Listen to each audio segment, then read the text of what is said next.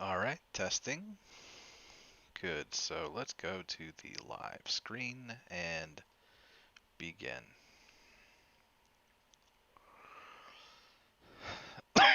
So now we're talking about the skeleton, and it's divided into two major sections. We have the axial skeleton and the appendicular skeleton. The axial skeleton is composed of bones along the central body axis, and this is going to include the skull, the vertebral column, and the thoracic cage.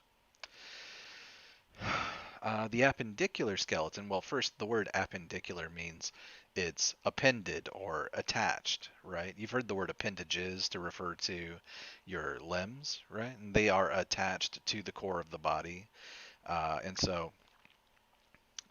Yes, the appendicular skeleton refers to the bones of the upper and lower limbs. And in colloquial or common English, people would call these the arms and legs. Now, of course, you probably should have read, although I'm not sure we specifically covered it, the word arm refers to the brachium, or what you might call the upper arm. Okay. And then the antebrachium is your forearm. Okay.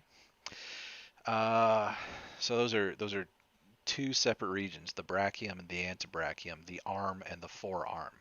The word arm only refers to what you might call the upper arm, does not refer to the forearm. Now, the leg actually is the lower part of the leg where you find the shin. The anatomical word leg refers to the region where you would find the shin and the calf muscle. All right, the femoral region would be your upper leg or thighs. All right. Anyway, just a little nitpicky thing. If you use the words arm and leg, they actually do have a very specific meaning in anatomy, which is your lower leg or your upper arm. The appendicular skeleton also includes the girdles made of bone, which attach the appendages to the axial skeleton. So you have a pectoral girdle, which attaches the arms to your upper body, and you have the pelvic girdle, which attaches your lower limbs to your axial skeleton.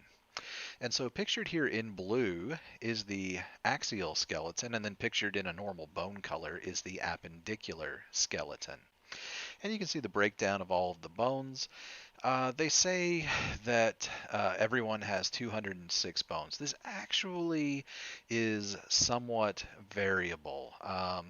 There are a couple of places where you may have more bones or less bones than the person sitting next to you, right? So, but 206 is the number we go with. That's more or less the normal number. Most people have 206 bones. Uh, now that may sound a little crazy, right? Like nobody's got, well, I say nobody, just about nobody's got two skulls. You can have cases of conjoined twins where a body might have two heads or something like that, but uh, that's really two people who have bodies that have fused together. Uh, in a single individual, you can have some variation in small bones, things like the coccyx. And the coccyx, again, this is variable. There may be three bones, there may be four bones. Some textbooks will only count the coccyx as a single bone because it's fused.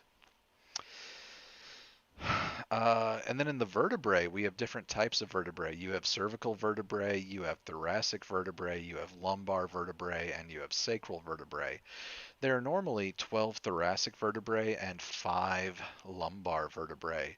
And a person may have, 11 thoracic vertebrae just due to some weird process and development. They may have 11 vertebrae, and in that case, they would have 6 lumbar vertebrae instead of the normal 5. They would have an extra lombardized vertebra. So just the point of that is there is some variation, but it's usually pretty minimal. Most people will have, yes, 206 bones. All right. Uh, good. So bone markings. Okay. There are a couple of really good ones here on what you might call the pelvis. The pelvis is a larger structure that consists of the two os coxae bones, or os. What's the plural? Yeah, os coxae. Man, I'm getting my plural and my my singular mixed up here. Uh, yeah, so ossa coxa or os coxae. Yeah, os coxae is singular, ossa coxa plural. Sorry about that. There's two of them. So ossa coxa 2, os coxae 1. And so there are a couple of them here. So you see a crest, which is a narrow ridge of bone. You see a fossa, which is a shallow depression in the bone. You see here this pointy bit sticking out of the front. That's a spine. You can have a more or less flat ridge of bone called a line. Okay.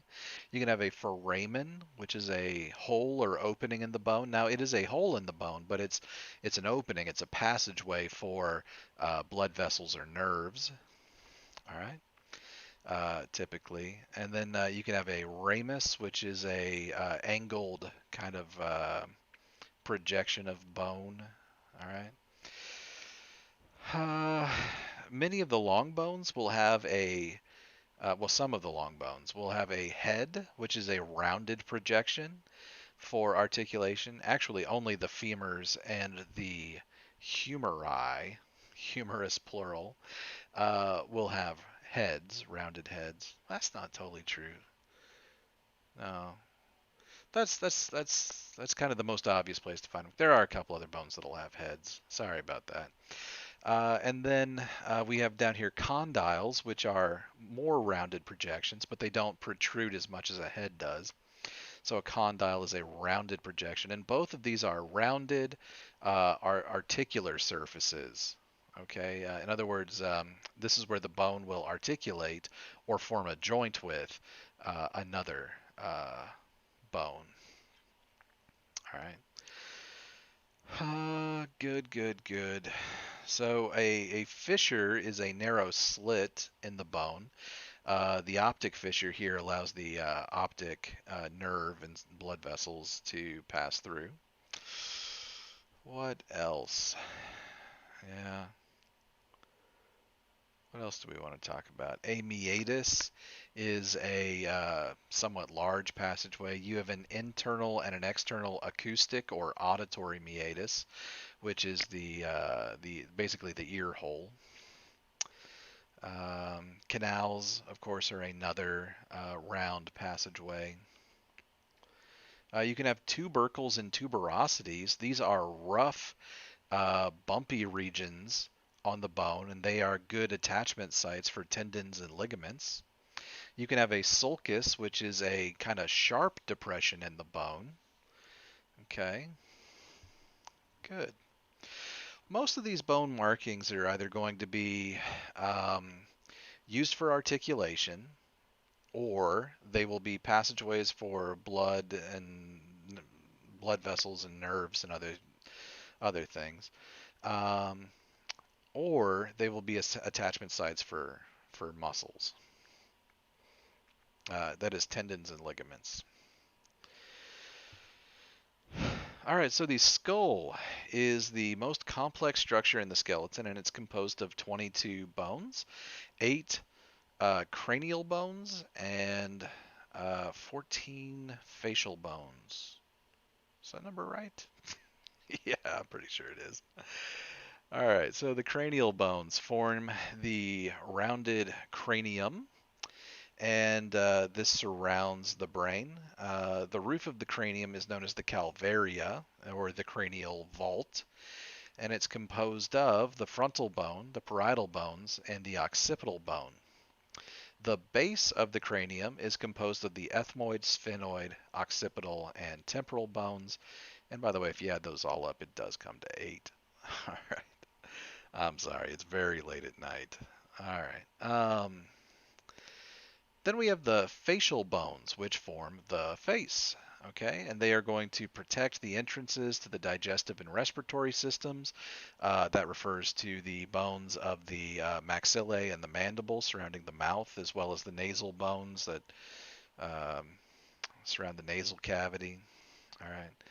They also give shape and individuality to the face, especially the quote unquote cheekbones, also known as the zygomatic bones. Cheekbone is just a common colloquial English term. The proper name for those bones is the zygomatic bones. All right, and they form part of the orbit, which is the your eye socket. Okay, in common English, the orbit is the eye socket. As well as the nasal cavities, and they support the teeth and provide attachment sites for muscles of facial expression and chewing. Now, there are 14 facial bones, as we said. You have, it says paired zygomatic. That means there are two zygomatic bones. There are two lacrimal bones. There are two nasal bones. There are two inferior nasal conchae and two palatine bones. There are two maxillae. There's an unpaired vomer, meaning it is just by itself. Also, the mandible is just by itself. The mandible is the lower jaw. All right. So the cavities of the skull. The largest is the cranial cavity or endocranium, and it encloses and protects and supports the brain. The orbits, yes, those are the eye sockets. We also have the oral cavity, the nasal cavity, and also the paranasal sinuses. Do we have a picture? We must. Okay. Well, anyway, the paranasal sinuses, they're included here. Yeah. You have the frontal sinus in the frontal bone. You have the ethmoidal sinuses in the ethmoid bone. You also have the maxillary sinus seen here. And these are spaces that are connected to the nasal cavity. Para means next to, so paranasal, next to the nasal cavity. And these are hollow spaces inside the bones that bear that same name. And they are lined with mucous membranes. And they try and trap pathogens that invade through the nasal cavity. And when you have a sinus infection, you get a sinus headache because the mucous membranes that line these cavities become inflamed, they swell, and then you literally get swelling inside the bones of the face, which is why a sinus headache hurts so much. All right. So from the anterior view, you can see the frontal bone, which comprises your forehead. It's named the frontal bone because, as far as cranial bones go, it's right up in front. It also forms the roof of the left and right orbits. There are several bones actually that make up the orbits. There are two large openings in each orbit, known as the superior orbital fissure and the inferior orbital fissure, which are passageways for nerves and blood vessels. We see the superciliary arches, which are known as the brow ridges, also sometimes called supraorbital ridge. And these are superior to the orbits. Of course, you know where the brow ridge is, right? On the anterior surface of the frontal bone.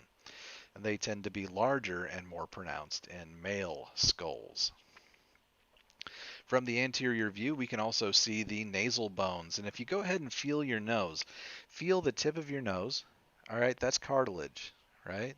That's soft, it's flexible.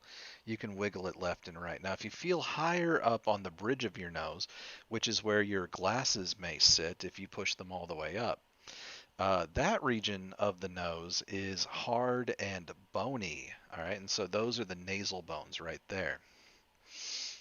We also have this region called the glabella, which is superior to the nasal bones and between the orbits. And so if you run your finger up to where you've reached the end of the nose, all right, now your finger is pressing on that region of bone between your eyes above the nose. That is the glabella. It's not a bone, it's a region of the frontal bone. All right, now the left and the right maxillae form the maxillary bones. Maxillae is, oh, it's coming back to me now. Maxillae is plural, so the plural earlier was os coxa singular, ossa coxa plural. Anyway, right. Anyway, each bone is individually known as a maxilla. Okay, plural maxillae. These are the maxillary bones, and they fuse in the midline. Now this is your upper jaw. They form the upper jaw. They hold your upper row of teeth. They form the lateral boundaries to the nasal cavity and part of the floor for each orbit. And they form the roof of the oral cavity. So if you stick your tongue up on the roof of your mouth, right behind your teeth, all right, and then you run it back until you feel a ridge about halfway back the hard palate, halfway back through your oral cavity, all right, you get to that ridge. That's the end of the maxillae. Now, right behind that ridge is more bone, and those are the palatine bones up there. There's a left and right palatine bone right behind the left and right maxillae. Again, the maxillae, if you look at a picture, it could be easy to think there's only one bone because the left and right are fused, but there is a left and there is a right. All right, and they form actually the majority of the roof of the oral cavity. The hard palate at the top of your mouth, they form most of that. You run your tongue back to about halfway, you feel this bony ridge, or there's a little bit of bone behind that. All right, that's the end of the maxillae. You push your tongue further back and you're touching the uh, palatine bones. Now, the mandible is the lower jaw. The chin, all right, that's common English, is known as the mental protuberance. Okay, that's the portion of the mandible that juts out anteriorly. The alveolar processes are margins on the maxillae and the mandible, which form basically they're depressions that are. That's another word for your tooth socket. Tooth socket would be common colloquial English. All right, so the anterior view continued. You can see the anterior nasal spine, not so much on a living person, but on a skull you can. You can see the nasal septum. That one you can see. You can look into somebody's nose. You see a left nostril and a right nostril. In between them is the nasal septum. Now that's partially made of cartilage. Anteriorly, it's going to be made of cartilage. And so some people get a septal piercing or a septum piercing. And you see that on bulls too, right? They put a ring through the center or the wall of the nasal cavity there, the center wall of the nasal cavity. And that center wall is known as the septum. It separates the left from the right. Most of it is going to be bone posteriorly, but anteriorly there's a little bit of cartilage there that you can get pierced. Then we can see if you had a otoscope and you looked into someone's nose, you could see the inferior nasal conchae. There are these curly bits of bone that form structures called the turbinates that will spin air. Why do we do that? Well, we breathe air in through our nose. Most of us, probably most of the air we breathe comes in through the nose. And it gets spun around over the warm mucous membranes. So the air that we breathe in will become warmer and more moist. And the lungs are happy when they receive warm, moist air, and they're not happy when they get cold, dry air. If you've ever been out on a cold day and a cold burst of wind just hits you and it's suddenly very hard to breathe, that is your body refusing to breathe in the cold, dry air. That's a reflex. All right, so here we are looking at the front of a skull. Big and pink up top, you see the frontal bone. To the left and right, and I did that backwards. This is the right, this is the left, because we're looking at the patient or the subject.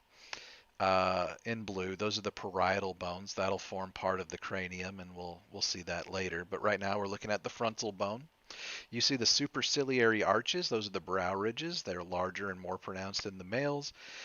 You see this little bone feature here. This is the supraorbital foramen, or over here on the individual's right, it's a notch. Okay. Now this is one thing that's highly variable between people. You might have a notch seen over here, or you might have a foramen. And what's the difference? Well, they're both passageways for blood vessels. The notch is not closed over, and the foramen is closed over. This is just one of those things that's highly variable. If it's closed over, it's a foramen. If it's not closed over here, it's just a notch. All right. You can have one of each or two of the same, just highly variable between people. All right, you can also see that the frontal bone forms the roof of the orbits, and they form actually a pretty large portion of the orbits. All right. Now, down here in yellow, those are your temporal bones. Okay, and we're going to see that again when we get to the cranium in a little bit. I'm going to have a lateral view, and we'll see that better. Let's keep looking at the orbits. In blue here, we see the sphenoid bone. Okay, you can see the sphenoid bone. And there's only one sphenoid bone. It's technically a cranial bone because it forms the floor of the cranium, or part of the floor of the cranium. But it also forms part of the orbit. In fact, a large portion of the orbit, the posterior portion of the orbit. And in it, in the sphenoid bone, you'll find the superior orbital fissure, and then down here, between the sphenoid and the zygomatic bone, you'll find the inferior orbital fissure.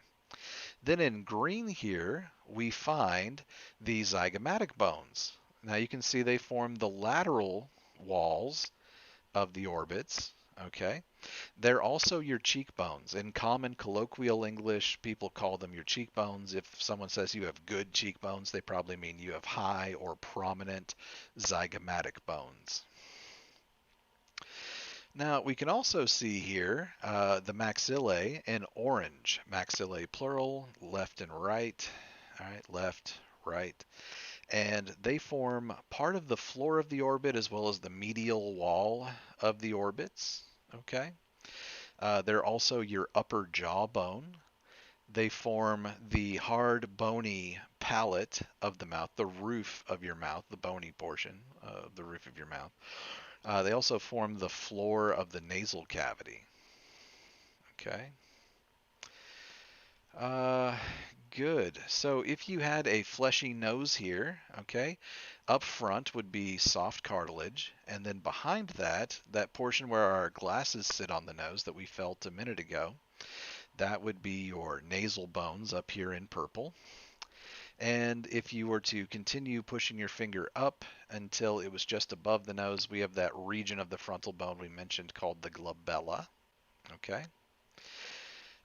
Down here in the maxillae, we have the inferior orbital foramen. Again, more passageways for blood vessels and nerves into the face, supplying the facial muscles and the skin of the face with blood and innervation.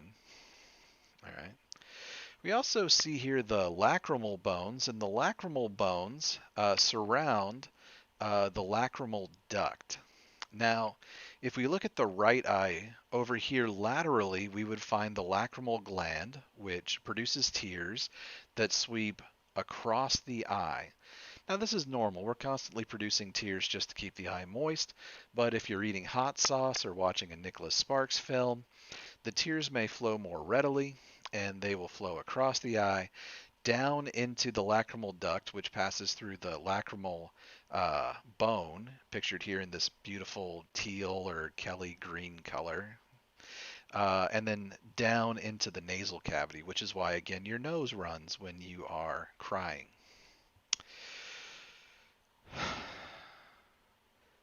All right, so much talking. Here we go. Here we have in yellow, this bright yellow, the vomer bone. Now, the vomer is unpaired, meaning there's only one. All these other bones that we've talked about so far, except for the sphenoid, are paired. There's a left and right. Um, there are early in development actually a left and right frontal bone as well, but they fuse together very early. The fusion of the left and right frontal bones is almost complete at the time of birth. All right. Good, good, good, good. Down here in this purplish color, we see the mandible. That's your lower jaw. All right.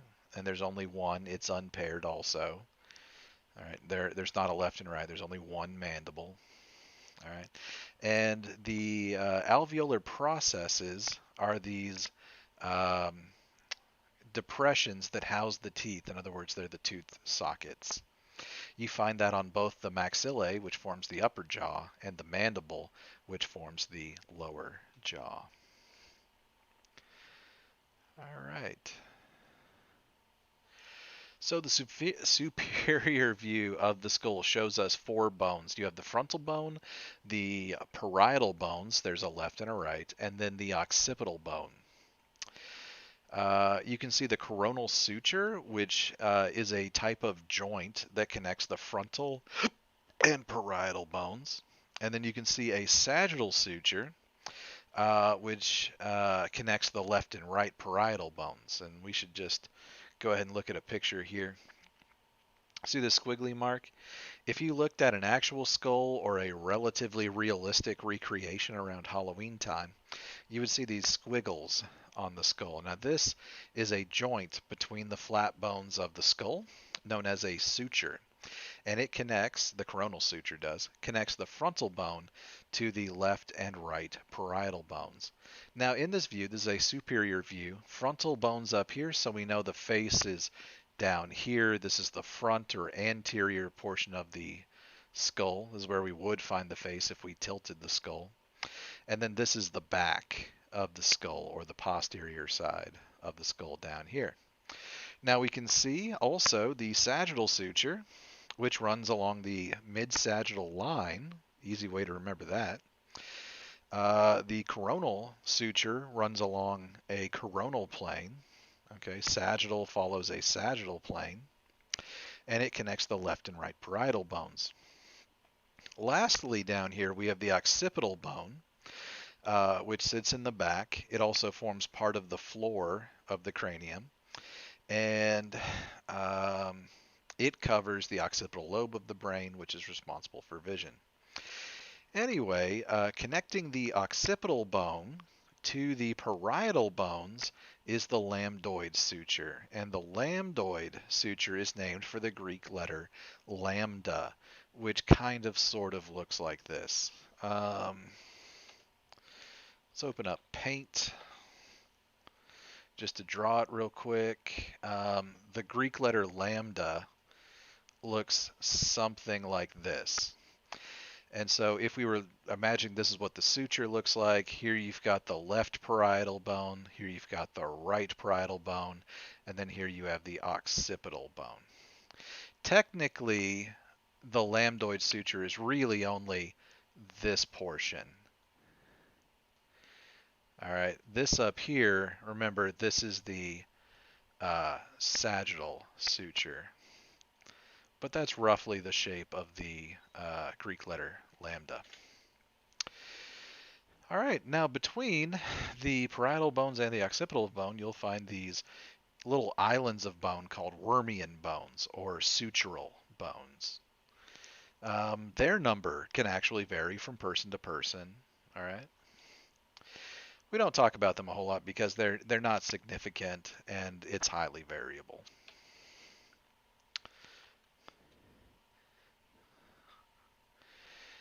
All right, so we skipped a slide. All right, we covered coronal, sagittal. All right. Okay, lambdoid. I'm comfortable moving on. We've got the posterior view up next. It shows the occipital bone as well as a portion of the parietal and the temporal bones, and you can see the lambdoid suture pretty well. Good. So yeah, you find sutural bones in the lambdoid suture, as we said. And then the external occipital protuberance is a prominence on the posterior aspect of the skull. And then near it, we find the superior and the inferior nuchal lines, which are sites for muscle attachment. So if you see here, if you can feel the back of your skull, okay, if you are male, you will probably feel the external occipital protuberance right away. In males, it is typically present. It's present in something like 70% of males, and it's uh, obvious in those males usually. Now, of course, there's something like 30% of males that will not have it. And if you are female and you're feeling the back of your skull, you will probably not feel the external occipital protuberance, um, this pointy bit of bone that just kind of sticks out of the back. Um, Something like 70% of women don't have it, but there's still 30% of women that do, so maybe you will feel it. It is just a large bony feature that is um, uh, it's a good site for muscle attachment. If you have a spouse, partner, boyfriend, girlfriend, whatever your situation might be, and they are of the opposite gender or sex, maybe ask them if you can feel their skull so that you can compare yours to theirs. Or if they're of the same sex, I guess you could go ahead and compare it, although you're less likely to see differing results if you're of the same sex. Okay, so that's a fun activity for home. Now, just below that, you see the knuckle lines, and the knuckle lines are just kind of roughened ridges on the occipital bone, which are sites for the tendons, attachment of the tendons of the muscles that act on the neck. Basically, there are a number of muscles that will insert their tendon into the knuckle lines on the back of the skull, and when those muscles contract, it will pull the skull back, or if those muscles are angled, it will turn the skull, pull it down back and at an angle, you know. So if I look up and to the right, the muscles that are on the back and left of my neck have contracted to turn my head up and to the right, right? And when they do, those muscles contract, they shorten and they pull on uh, tendons that are inserted here on the knuckle lines. All right. Good. So yes, we can see the parietal bones as well. Yes, the wormian or sutural bones. Yes, here in the lambdoid suture. Excellent. You can also see portions of the temporal bones and of course the mandible down there.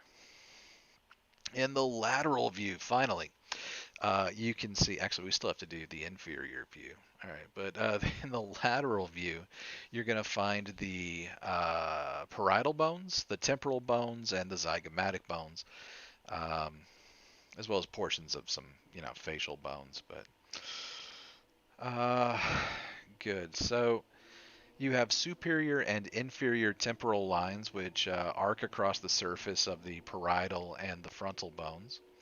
You can also see the lacrimal bone. You can see that probably more clearly than you could in the frontal view. You can also see the pterion, which is a portion of the sphenoid bone that articulates with the frontal, parietal, and temporal bones. It's located around the uh, temples, common English word temples.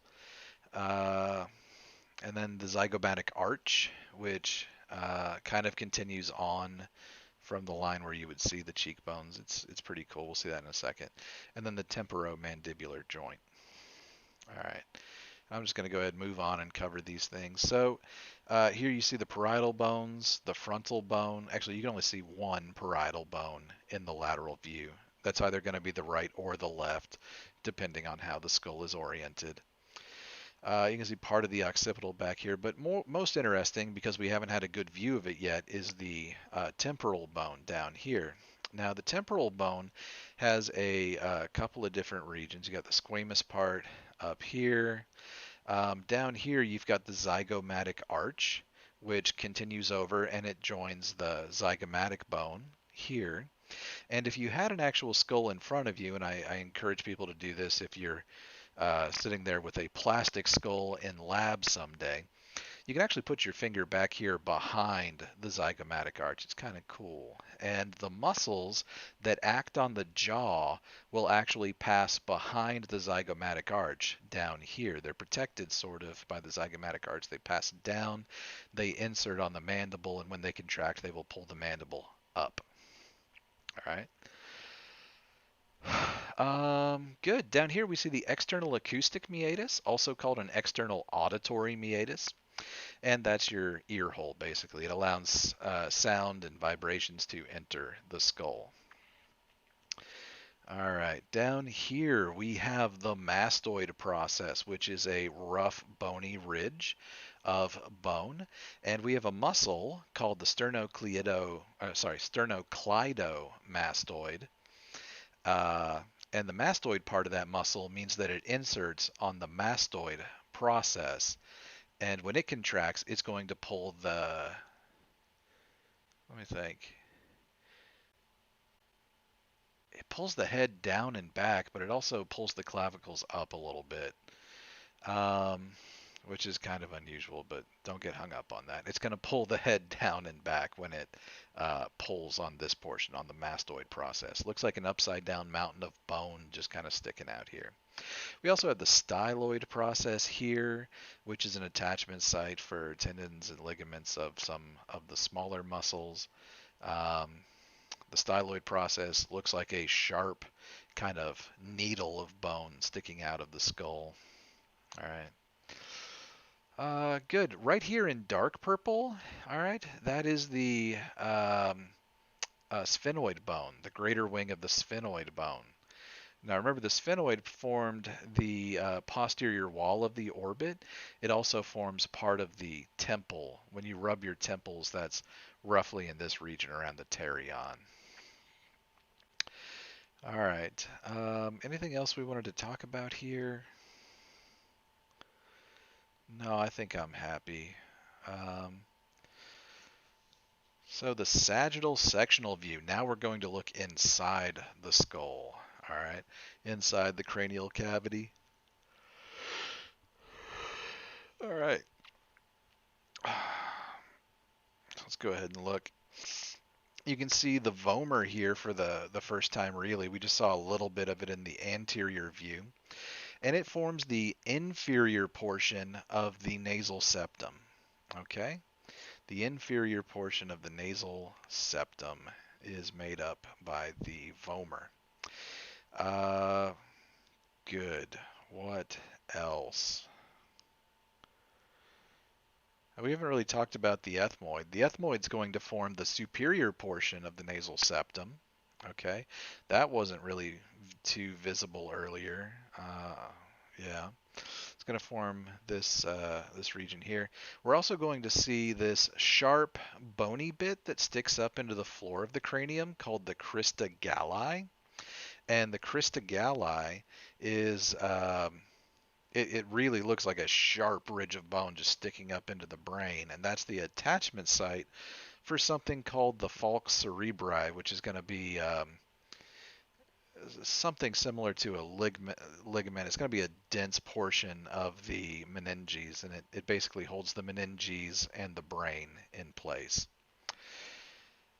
All right, something else to see in this view, we have the sphenoid bone here, and in the sphenoid bone you have a region called the sella turcica.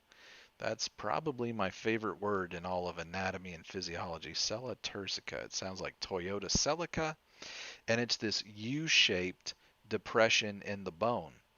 And it is a perfect little pocket for the pituitary gland. The pituitary gland sits right here in this space inside the U-shaped sella turcica.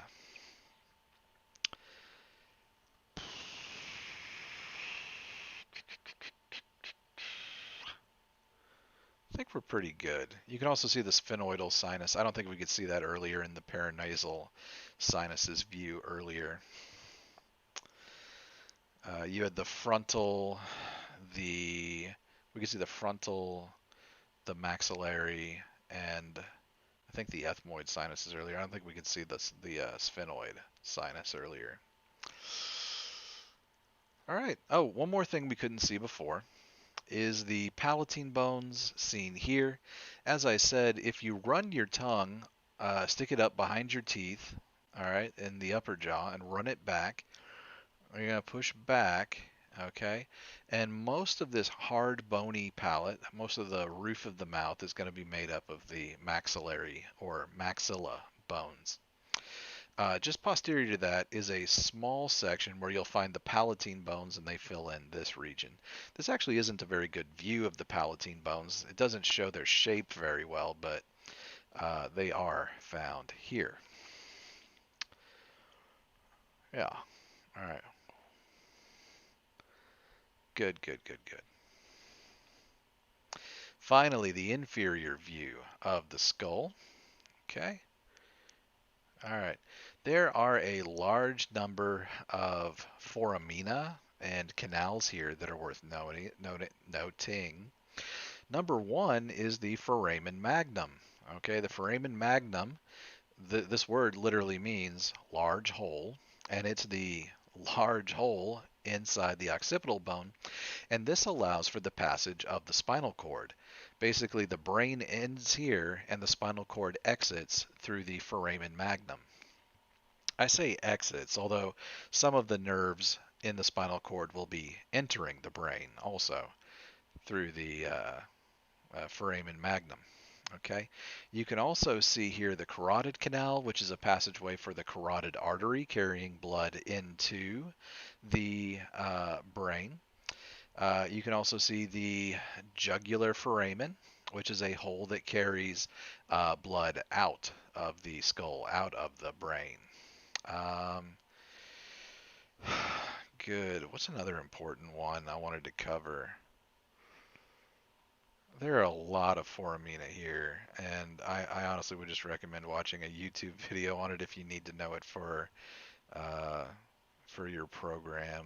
It's more than we can cover right now. Here you can see the palatine bones again very closely. You can see the maxillae in the inferior view. This is a good view there. Good. All right, so now we're going to take an interior view of the floor of the skull. And you have three, I guess you could call them fossae here. Okay, so you have the posterior cranial fossa, the middle cranial fossa, and then the anterior cranial fossa. And these are large, broad depressions in the bone. All right. Now, if you were to go from front to back, anterior to posterior, they would get lower and lower like you were going down steps in a waterfall, right? So the frontal lobe of the brain sits here in the anterior cranial fossa. The temporal lobe of the brain sits here in the middle fossa. And then back here in the posterior cranial fossa, you would have the occipital lobe and the cerebellum of the brain. Occipital lobe back here, really. Cerebellum down here. All right. Good. Internal bones of the skull. I think we've covered the sphenoid, but you can see it pretty well here. Ethmoid as well, forming part of the nasal septum and part of the anterior cranial fossa. Vomer back here. The palatine bones, you can see their shape better now in this view. It's really the only way you can see these bones is in a view like this. There's also something called an exploded skull, and I guess maybe I don't recommend you go YouTube exploded skulls, but not YouTube, Google search. Don't go Google image searching exploded skulls. But that's the name of a type of model where they've separated all the pieces of the skull so that you can see them individually.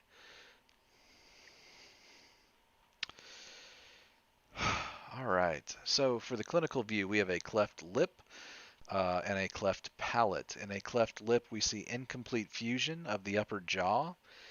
components in the embryo, and it causes a split upper lip that extends from the mouth to the side of one nostril.